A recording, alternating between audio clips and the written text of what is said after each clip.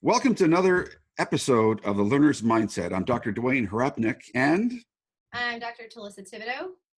today we're going to be taking a look at some really interesting and exciting ideas that I'm not sure we're taking advantage of the most. And these are ideas like Genius Hour, 20% time, passion projects, project-based learning, teaching like a pirate, all these wonderful activities that we deploy to sort of provide students, some aspect of real-world learning. But I've got a question. Are we really taking advantage of these opportunities, or are we kind of squandering some of the really meaningful engagement that these opportunities could present? What are your thoughts on that, Dr. Thibodeau? I think that we aren't actually taking opportunities, and we are actually squandering the opportunities that we have for teaching and learning to be more impactful for students, because some of these things tend to be the hype and everyone wants to try them and do them. And sometimes they focus on the wrong thing. Maybe they focus on the technology too much, or maybe they're, not using it enough. I mean, some of those types of things pop up when I think about, my own experience in K-12 in terms of, Genius Hour and 20% time. I never felt like we had a really good handle on some of those things. So I think that it's a good topic to address. Okay, what I'd like to do, if we could today, is sort of look at providing an identification of what these ideas are addressing, what problem they're addressing, seeing how well they're addressing it, and then if they aren't addressing that problem significantly, then what should we be doing? So if we take a look at things like the 20% time, Genius Hour, passion projects, they're intended to provide active learning opportunities, give students engagement in something that is real and genuine, give the learners an opportunity to do something that they want to do. And some of these ideas came out of the Google methodology of giving their employees 20% time to do projects they're interested in. And so the research points to the fact that, and we know this as constructivists, if you give learners choice, ownership, and voice, they're going to want to do something. But these happen only a small amount of time. So you see the same thing that I'm seeing. Yeah. Mm-hmm. Yeah, 20% time, right? So can you do enough in that 20% time to really make a difference? I don't know. I don't know.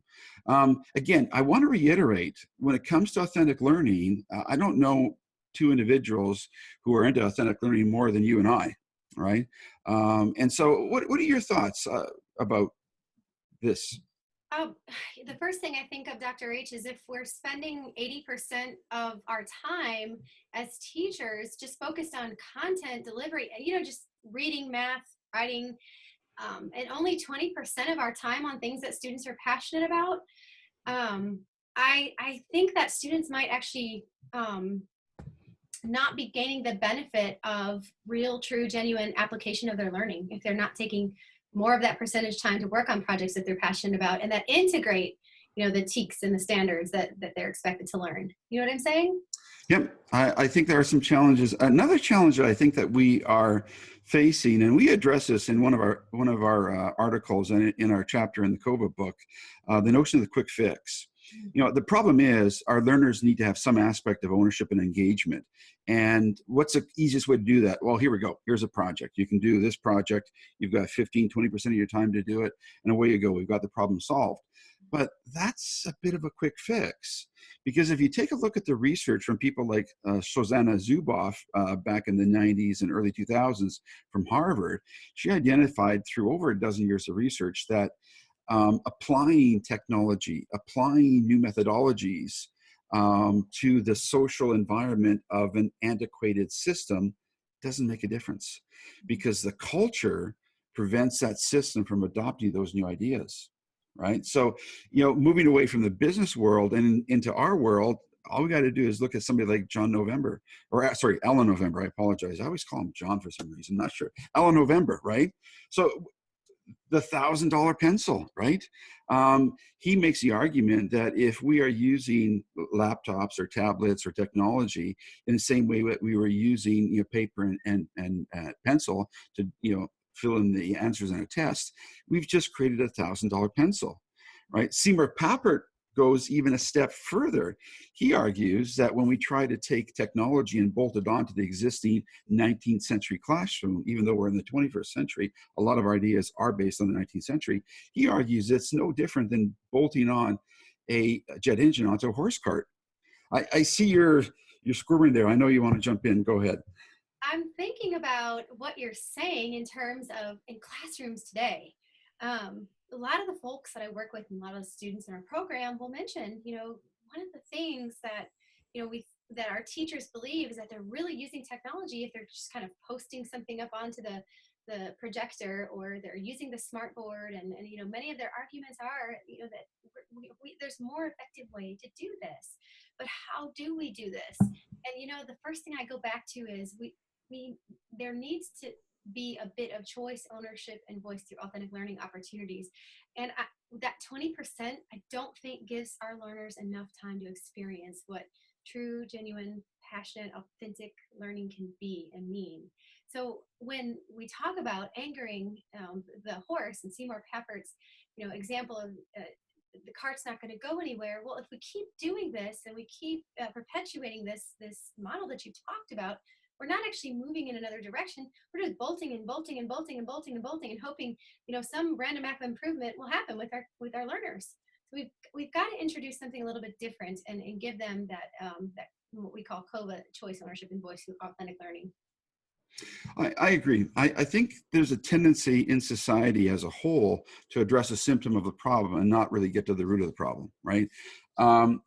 You know what? You get indigestion from eating too much McDonald's, so you take a bunch of Tums, right? And so Tums, you can take more Tums, and then you maybe step up to Rolaids and step up to Zantac. Well, maybe if you stopped eating the bad food, then you wouldn't have to deal with the Tums, right? So the solution is to do something fundamentally different. And I know you and I have been talking about this quite a bit. If we keep on bolting on, 20% time, genius hour, teaching like a pirate, or whatever it's going to be called. And again, these are great ideas, but if they are addressed as a quick fix, they're not being utilized effectively. I would argue that maybe we want to have 20% time where we help our students practice for the exam. The reality is all of our students are going to be having to deal with standardized testing. And we know research is clear. Best way to do that, to prepare for a test, is to practice a test. Let's be honest. Let's be honest about this. Let's not, hide behind the notion that, we don't teach to the test. Come on, everybody does to a certain extent. And to be fair to our learners, we have to prepare them to do this. So let's get really good at preparing them for the test. That might take 15, 20%. Guess what? Then you're going to have 80% of the time to do all those amazing, wonderful projects where you give your learners choice, ownership, and voice. They choose the real thing that they want to do. They get involved in the community. They do some service. They do real stuff. They also learn how to learn and go much deeper. And guess what? I would argue, and research is also starting to show this, they're able to do well on the test. Yeah, exactly. And you don't want to make a problem problematic where it just keeps occurring over and over again. So I think that, when I listen to what you're saying, Dr. H, I'm thinking about teachers because, I've spent many years in the classroom thinking of, well, I've got to cover all these standards. I've got to cover all this curriculum. I've got to cover these competencies. How do I actually spend 80% of the time working with students on some of their needs and some of the things that they want to do, and 20% of the test time? How do I get my mindset to change? I mean, if I'm a classroom teacher, what are your thoughts on that? Well, that actually is a topic for a whole other video, and it's one I'm currently working on right now. And we also have our competency-based versus outcomes-based video that we can point people to. We'll include these in the show notes. But essentially, if you look at the authentic learning opportunity, and if you look at combining that aspect of what it is that learner is going to do and focus on the needs of the learner, and if you have an understanding of what is involved in terms of the skills and competencies that are necessary, and you look back to the standards, you can map back from the authentic learning opportunity to the standards and to the curriculum and see that that authentic learning opportunity probably covers many more standards than a very simple and isolated opportunity would. So the reality is real world learning actually covers much more standards and allows you to cover much more of the curriculum than if you try to break it down and feed it to the learner in small pieces. So we're not asking people to actually do things, change everything that they're doing. We're just, let's shift our focus a little bit. right? Yes, let's raise the focus up. Look down the road a little bit to the authentic learning opportunity. Use that as a context for learning. You know, I'm currently working through EDLD 5313. That's a course on creating significant learning environments. And we work with John Seeley Brown and Thomas Brown's book, The New Culture of Learning. One of the arguments they make is that it's a teacher's responsibility to not deliver content. No, that doesn't work. Well, it does work in the sense that, guess what, our system is working. But if you really want to help your learners learn and engage and actually become deeper learners, what you have to do is create a context for learning where they get to explore a whole bunch of things. They take control, they take that ownership, they find their voice, and they do the things that will really make them positive members of society in the future, as well as, guess what, they'll probably pass the test too. Yes, exploration and play. I mean, I think of John Seeley Brown and Douglas Thomas is what they talk about: exploration, experimentation, play. Give them an opportunity to experience things a little bit differently than just to remember the content and put it out on the test, right? So one more thing I think then we got to kind of wrap this up a little bit. SAMR model. What are your thoughts on the SAMR model? We go kind of circling back to the integration of technology and Pappert's idea of bolting on is not going to work. I know what I think about SAMR. I'm curious what you think about SAMR. When I take a look at substitute, augment, modify, replace, I think it's might be a good starting point for some folks, but in terms of deep learning, it does seem a little bit more like maybe I shouldn't say this, kind of a bolt-on technique. Well, again, we are going to be addressing the SAMR model. It is on our list of topics to address in one of these sessions. The research is clear. Actually, there is no research on the SAMR model because the SAMR model is not a well-researched model. In practical experience, what I've seen over many, many years is that when you start to substitute or augment, most teachers get stuck on the substitution. So they often do not go beyond a paper-based test and moving that test onto Google and using the Google form. Augmentation is, allowing students to maybe verbally add some answers. Well, guess what? The problem is you're still doing the test and you're still teaching to the test and you're still focusing on the delivery of content. Very few people actually go on to the modify or the replace. And that's the problem with the model, is that it's reinforcing all the bad habits and it's reinforcing a lot of the problems that we have in the existing system as opposed to changing it fundamentally. So the SAMR model, I don't think works. And actually, if you look at the research that there is on it, most people would agree with me. It doesn't really work in that regard because people do get hung up on the substitution and the augmentation, and they don't go beyond that. And then they think a lot of times, well, I'm integrating technology if I'm using SAMR. But actually, what about analyzing, evaluating, synthesizing, and authentic application? Where is that in this model, Dr. H?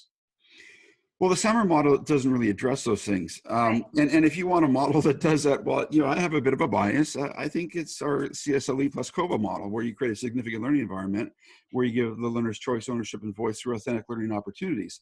And that authentic learning opportunity is what gives the learner the context in which they can do the exploration. They can do the things that they're passionate about. They can do the things that are meaningful and make those meaningful connections.